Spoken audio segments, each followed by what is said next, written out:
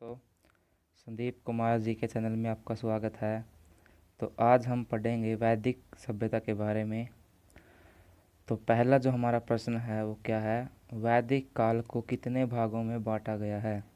आपका ऑप्शन 1 है 2, ऑप्शन 2 है 3, ऑप्शन 3 4, ऑप्शन 4 5। तो इसका जो राइट आंसर क्या होगा? 2। वैदिक काल को दो भागों में बांटा गया है। कौन से? एक है उत्तर वैदिक काल और एक क्या है? पूर्व वैदिक काल। ठीक है, बढ़ते हैं नेक्स्ट क्वेश्चन पर।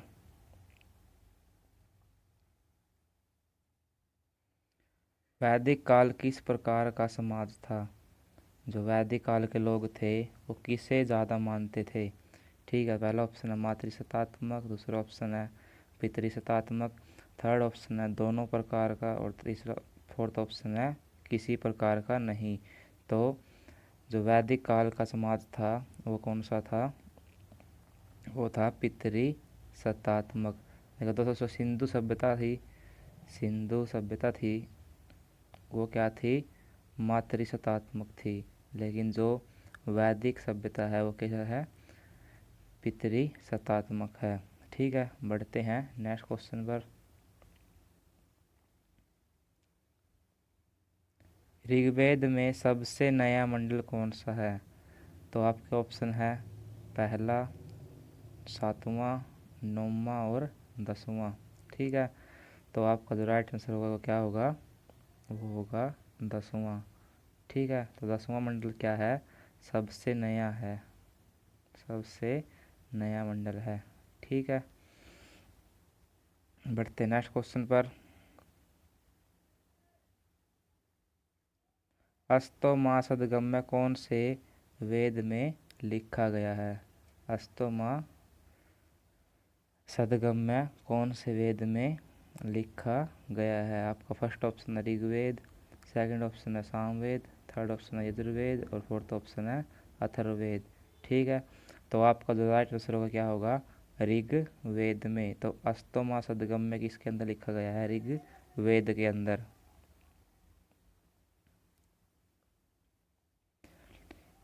ऋग्वेद में गंगा नदी का उल्लेख एक बार मिलता है, यह किस मंडल में लिखा गया है? ठीक है, आपके ऑप्शन है पहले में, आपके ऑप्शन तीसरे में, सातवें में या 10वें में। ठीक है, तो आपका जो राइट आंसर होगा क्या होगा? 10वें मंडल में। ठीक है, तीसरे में क्या मिलता है? गायत्री मंत्र। क्या मिलता है? गायत्री मंत्र। बढ़ते नेक्स्ट क्वेश्चन पर। ऋग्वेद में किस नदी को नदीतमा कहा गया है? आपका फर्स्ट ऑप्शन है गंगा, सेकंड ऑप्शन है सरस्वती और थर्ड ऑप्शन है यमुना, थर्ड ऑप्शन है सरस्वती, फोर्थ ऑप्शन है उपरोक्त सभी। ठीक है, तो उस समय जो सबसे पवित्र नदी मानी जाती थी वो किसे मानी जाती थी? सरस्वती। तो आपका राइट आंसर क्या होगा? सरस्वती। यानी नदीतमा किस नदी को कहा जाता था? वो कहा जाता था सरस्वती नदी को। बढ़ते हैं नेक्स्ट क्वेश्चन पर। किस ग्रंथ में ऋग्वेद के समान समानता पाई जाती है? पहला ऑप्शन है मुस्लिम ग्रंथ कुरान, दूसरा ऑप्शन है ईसाई ग्रंथ बाइबल, तीसरा ऑप्शन है सिख ग्रंथ गुरु ग्रंथ साहिब और ईरानी ग्रंथ जैन अवस्था। ठीक है, तो आपका जो राइट आंसर क्या होगा?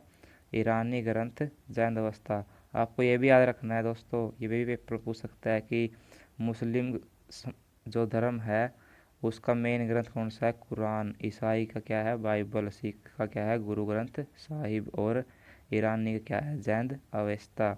तो जो ऋग्वेद की समानता किसके साथ, तुलना किसके साथ की गई है? वो ईरानी ग्रंथ जैन अवस्था के साथ। तो बढ़ते हैं नेक्स्ट क्वेश्चन पर। कौन सा मंडल सोम भगवान को समर्पित है?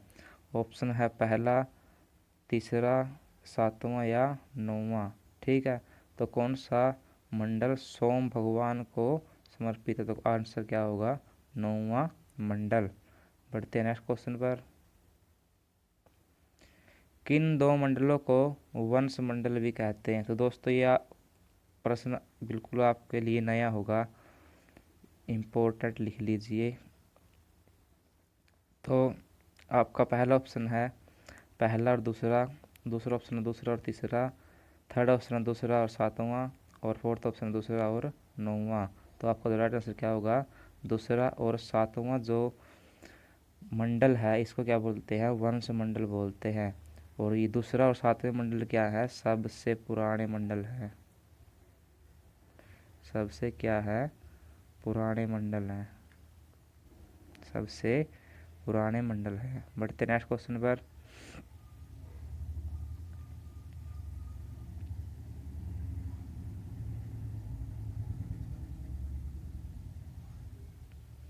ऋग्वेद के बारे में कौन सा कथन सत्य है। इसमें विभिन्न देवताओं की स्तुति में गाए जाने वाले मंत्रों का संग्रह है। इसका संकलन महर्षि वेद व्यास ने किया है। इसमें कुल 10 मंडल, 1028 सूक्त और 10,462 ऋचाएँ हैं। सभी कथन सत्य हैं। ठीक है, तो दोस्तों इसका आंसर क्या होगा, सभी कथन सत्य हैं। यानी जो ऋग्वेद है, ऋग्वेद में जो देवी देवता होते हैं उनकी भक्ति किस प्रकार करनी है, उनके लिए क्या दिए गए हैं, मंत्र दिए गए हैं। और जो वेद व्यास जी हैं इन्होंने क्या किया, इसका संकलन किया है।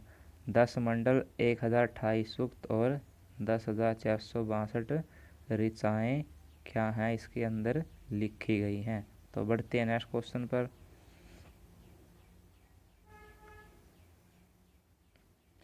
किस वेद में सर्वप्रथम 7 स्वरों की जानकारी प्राप्त होती है।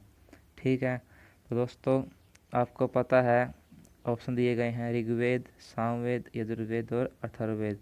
तो 7 सुर, तो हम जानते हैं कि सुर का संबंध कौन से वेद से है, सामवेद से। तो आंसर क्या होगा, सामवेद। ठीक है, बढ़ते हैं नेक्स्ट क्वेश्चन पर। किस वेद के पाठ करने वाले पंडित को होतरी कहते हैं। ठीक है, तो दोस्तों ये होतरी कुछ इस प्रकार लिखा गया है कुछ बुकों में, होतरी। ठीक है, तो आपका ऑप्शन है ऋग्वेद, आपका ऑप्शन सामवेद, आपका ऑप्शन है यजुर्वेद, आपका ऑप्शन है अथर्ववेद। तो होतरी जिस वेद के पाठ करने वाले को कहते हैं वो कहते हैं ऋग्वेद के। तो आपका ऑप्शन क्या होगा, ऋग्वेद होगा। ठीक है, बढ़ते हैं नेक्स्ट क्वेश्चन पर। किस वेद का पाठ करने वाला पुरोहित उद्गात्री कहलाता है। तो उद्गात्री दोस्तों इस प्रकार आएगा, ये टाइपिंग मिस्टेक है थोड़ी सी, उद्गात्री कहा जाता है। तो पहला ऑप्शन ऋग्वेद, दूसरा ऑप्शन सामवेद, थर्ड ऑप्शन है अथर्ववेद, फोर्थ ऑप्शन है यजुर्वेद। तो इसका जो राइट आंसर क्या होगा, सामवेद। यानी सामवेद का जो अध्ययन करते हैं और उनका पाठ करते हैं उन विद्वानों या पुरोहितों को क्या कहते हैं, उद्गात्री। ठीक है, बढ़ते हैं नेक्स्ट क्वेश्चन पर। किस वेद में 40 मंडल और 2000 मंत्र हैं। किस वेद में 40 मंडल और 2000 मंत्र हैं। तो आपका फर्स्ट ऑप्शन है ऋग्वेद, सेकंड ऑप्शन है सामवेद, थर्ड ऑप्शन है यजुर्वेद, फोर्थ ऑप्शन है अथर्ववेद। ठीक है, तो आपका जो राइट आंसर होगा वो क्या होगा, सोचिए, जो आपका राइट आंसर वो क्या होगा, यजुर्वेद। ठीक है, तो अगर आपसे पूछा जाए कि ऐसा कौन सा वेद है जिसमें 40 मंडल और 2000 मंत्र हैं, तो वो कौन सा वेद होगा, यजुर्वेद होगा। ठीक है, बढ़ते हैं नेक्स्ट क्वेश्चन पर।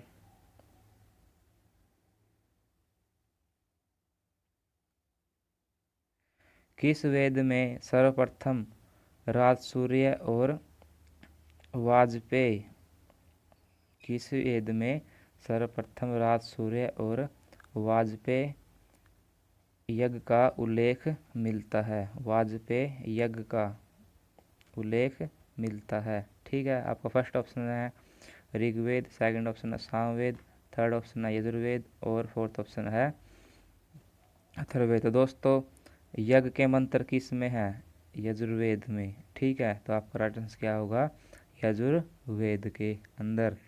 बढ़ते हैं नेक्स्ट क्वेश्चन पर। शौनक और पिप्पलाद किस वेद की दो शाखाएं हैं? शौनक और पिप्पलाद किस वेद की दो शाखाएं हैं? पहला ऑप्शन है ऋग्वेद, दूसरा ऑप्शन है सामवेद, तीसरा ऑप्शन है यजुर्वेद और फोर्थ ऑप्शन है अथर्ववेद। ठीक है, तो इसका जो राइट आंसर होगा क्या होगा? अथर्ववेद। यानी अथर्ववेद को दो भागों में बांटा जाता है, एक तो क्या है शौनक और एक क्या है पिप्पलाद। ठीक है, बढ़ते हैं नेक्स्ट क्वेश्चन पर। किस वेद में सभा और समिति को प्रजापति की दो पुत्री बताया गया है? तो आपका फर्स्ट ऑप्शन है ऋग्वेद, सेकंड ऑप्शन है सामवेद, थर्ड ऑप्शन है यजुर्वेद और फोर्थ ऑप्शन है अथर्ववेद। ठीक, तो आपका जो राइट आंसर होगा वो क्या होगा? अथर्ववेद। यानी अथर्ववेद में सभा और समिति को प्रजापति की दो पुत्री बताया गया है। ठीक है, किस वेद का कोई अरण्यक नहीं है? ठीक, किस वेद का कोई अरण्यक नहीं है? तो पहला ऑप्शन है ऋग्वेद, दूसरा ऑप्शन है सामवेद, तीसरा ऑप्शन है यजुर्वेद, फोर्थ ऑप्शन है अथर्ववेद। तो अरण्यक क्या होता है दोस्तों? जंगल में लिखी गई पुस्तक, जंगल में लिखी गई पुस्तक को क्या बोलते हैं? अरण्यक बोलते हैं। ठीक है, जंगल में लिखी गई पुस्तक को क्या बोलते हैं? अरण्यक बोलते हैं। तो कौन सा वेद है जिसका अरण्यक नहीं है? तो अथर्ववेद। अथर्ववेद एक ऐसा वेद है जिसका कोई अरण्यक नहीं है। बढ़ते हैं नेक्स्ट क्वेश्चन पर। किस वेद में कुरुओं के राजा परीक्षित का उल्लेख मिलता है जिन्हें मृत्युलोक का देवता बताया गया है? ठीक है, तो पहला ऑप्शन है ऋग्वेद, दूसरा ऑप्शन है सामवेद, तीसरा ऑप्शन है यजुर्वेद और फोर्थ ऑप्शन है अथर्ववेद। तो राजा परीक्षित दोस्तों हम जानते हैं किसके पुत्र थे? ये पुत्र थे अभिमन्यु के।